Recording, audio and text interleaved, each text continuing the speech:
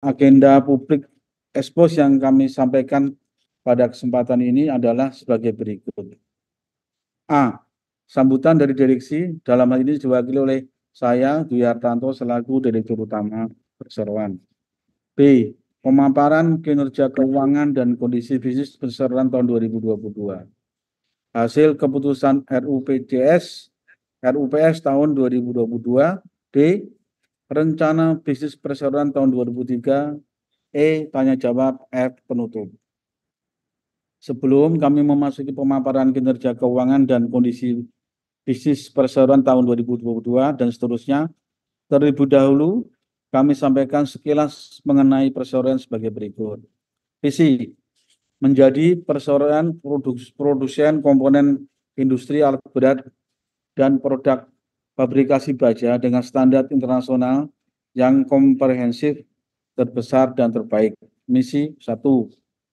Membuat produk yang berkualitas serta memastikan setiap persyaratan di semua tahapan proses dengan menggunakan teknologi tepat guna. 2. Menanamkan kesadaran mutu lingkungan. Dan ketiga, kepada seluruh jajaran karyawan untuk bertanggung jawab secara langsung atas kualitas pekerjaannya masing-masing. Dan melakukan perbaikan melalui pendidikan dan pelatihan secara terencana dan berkelanjutan. 3. Menekankan efisiensi penggunaan sumber daya yang ada serta melakukan perbaikan dan pengembangan sistem kerja di masing-masing unit kerja. PT Arka Janji Persada didirikan pada tanggal 24 November tahun 1999 dan bergerak di bidang usaha fabrikasi komponen alat berat, karoseri, dan pertambangan. Perseroan berdiri dengan nama PT Arka Janji Persada berdasarkan akta nomor 83 tanggal 24 November tahun 1999 yang dibuat di hadapan B. Wirasuti Puntaraksma, SH, MKN, Notaris di Depok. Pada tanggal 10 Juli 2019, perseroan melakukan penawaran umum perdana inisial public offering atau IPO di Bursa Efek Indonesia dengan kode emiten ARKA. Berbagai pengalaman tim manajemen yang sudah terbentuk secara solid, sistem pemasaran yang baik, serta didukung oleh klien yang setia dan terus meningkat, maka kami yakin ke depannya perseroan dapat meningkatkan kinerja yang lebih baik lagi. Susunan pengurus tahun 2022, Komisaris Utama Tati Jatmiko, Komisaris Independen Ferianto, Komisaris Independen Wawan Setiawan, Direktur Utama Dwi Hartanto, Direktur Baraja Sianipar. Kepemilikan awal IPO, PT Arkantanto Prima sebesar 51.046.250 lembar saham atau 52,31%, PT JAF Asia Investment sebesar 452.500.000 lembar saham atau 22,63%, masyarakat 501.250 lembar atau 25,06%, Dwi Hartanto 1.250 atau 1.250.000 atau 0,06%.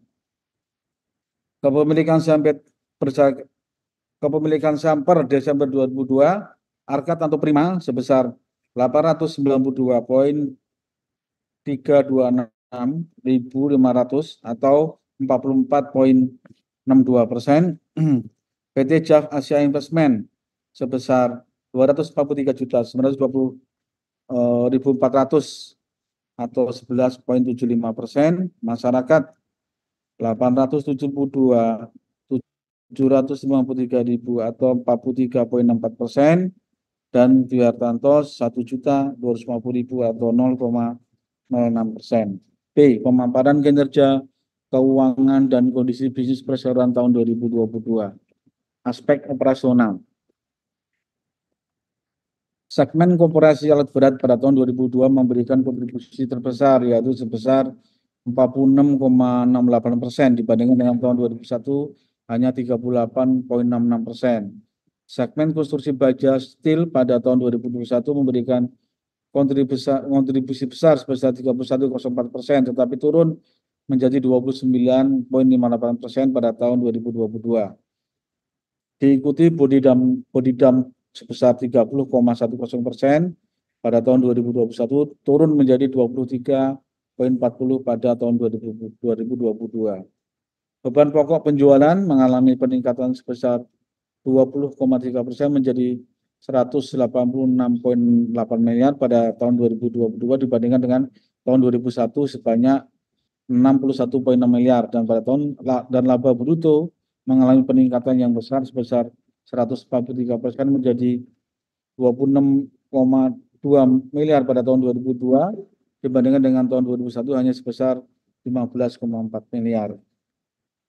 Namun perseroan mengalami kenaikan beban operasional dan lain-lain yang nilainya 19,2 miliar pada tahun 2022 atau meningkat sebesar 146% dari sebelumnya 7,9 miliar pada tahun 2021. Laba atau rugi sebelum pajak yang bertambah pada tahun 2002 menjadi sebesar 6,9 miliar dibandingkan dengan tahun 2001 sebesar 2,9 miliar. Pada tahun 2002 tercatat laba rugi tahun berjalan sebesar 6,1 miliar atau meningkat 78% dibandingkan dengan tahun 2021 sebesar 3,4 miliar. Sementara laba komprehensif tercatat meningkat menjadi 6,1 miliar pada tahun 2022 dibandingkan dengan 3,4 miliar pada tahun 2021. Laporan posisi keuangan. Kinerja keuangan perseroan pada tahun 2022 mencatat kenaikan pada jumlah aset yaitu sebesar 3,72% menjadi 480,5 miliar dibandingkan dengan 46,3 miliar pada tahun 2021.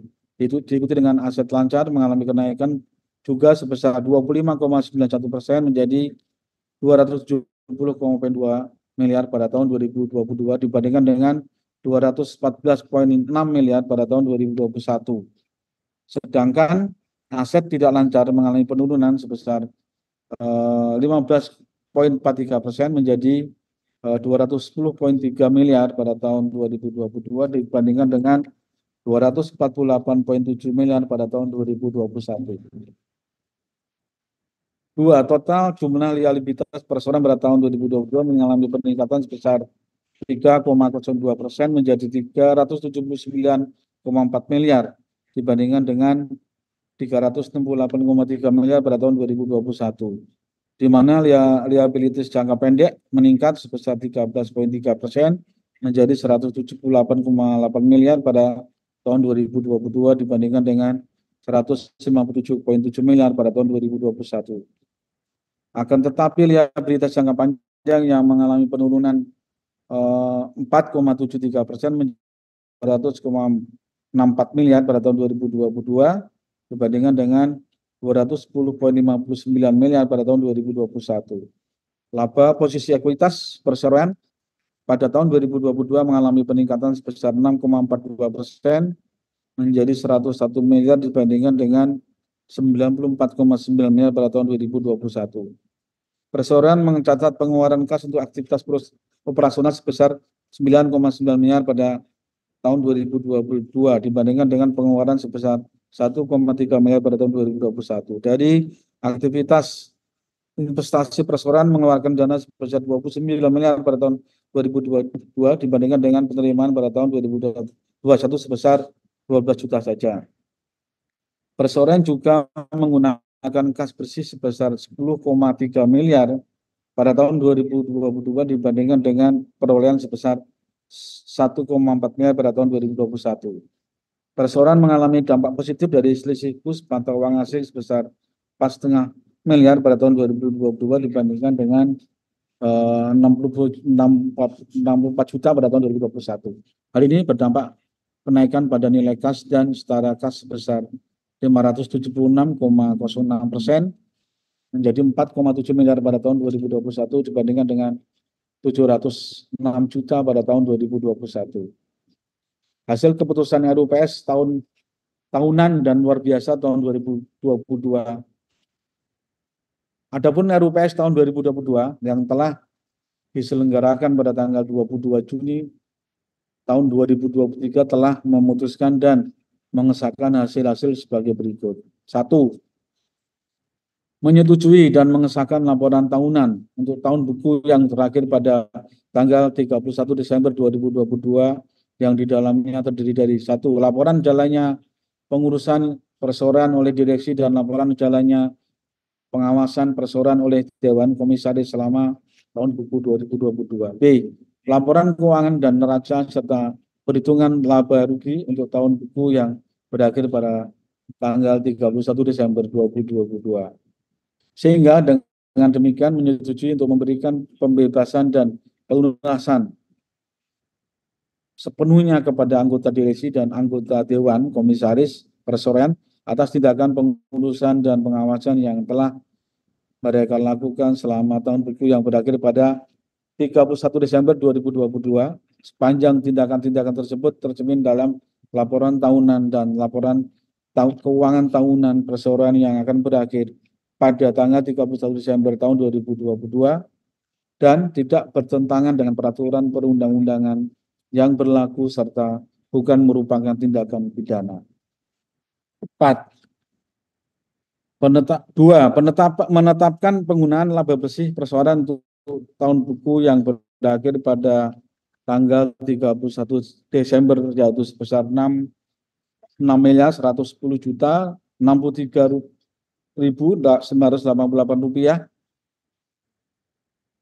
untuk mengembangkan usaha perseroan dan memperkuat struktur permodalan sehingga dengan demikian tidak ada dividen yang dibagikan kepada para pemegang saham. 3.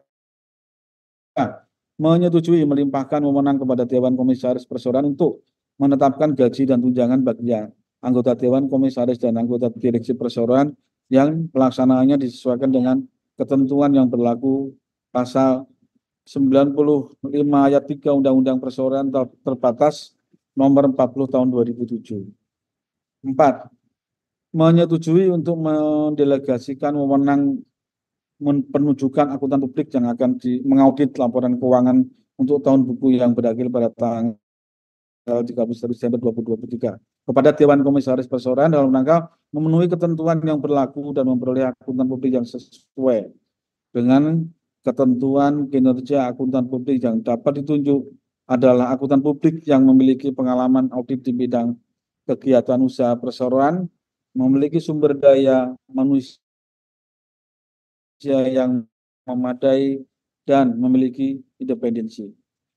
Dan menyetujui pemberian wewenang kepada Dewan Komisaris untuk menetapkan honorarium dan persyaratan lainnya yang menyetujui pengunduran diri Bapak Ferianto dari jabatannya selaku Komisaris Independen Perseroan terhitung sejak ditutupnya rapat dengan memberikan pembebasan, pemberesan dan pelepasan tanggung jawab yang sepenuhnya atas tindakan pengawasan yang telah dilakukan sepanjang tindakan-tindakannya tercermin dalam laporan tahunan dan laporan keuangan tahunan perseroan selama masa jabatan Bapak Ferianto tersebut.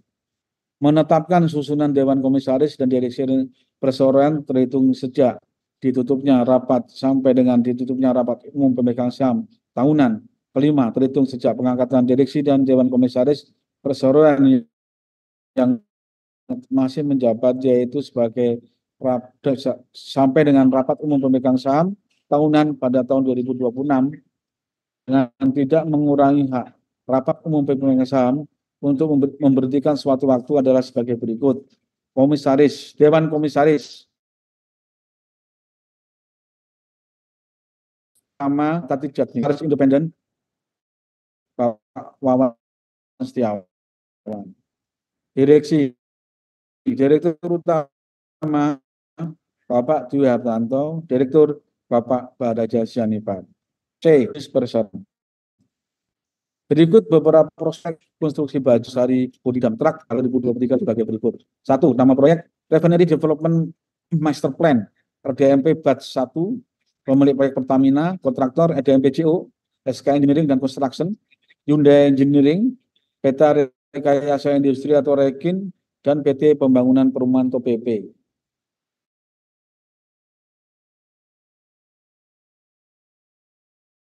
Nilai kontrak 1.340 ton senilai 34 miliar.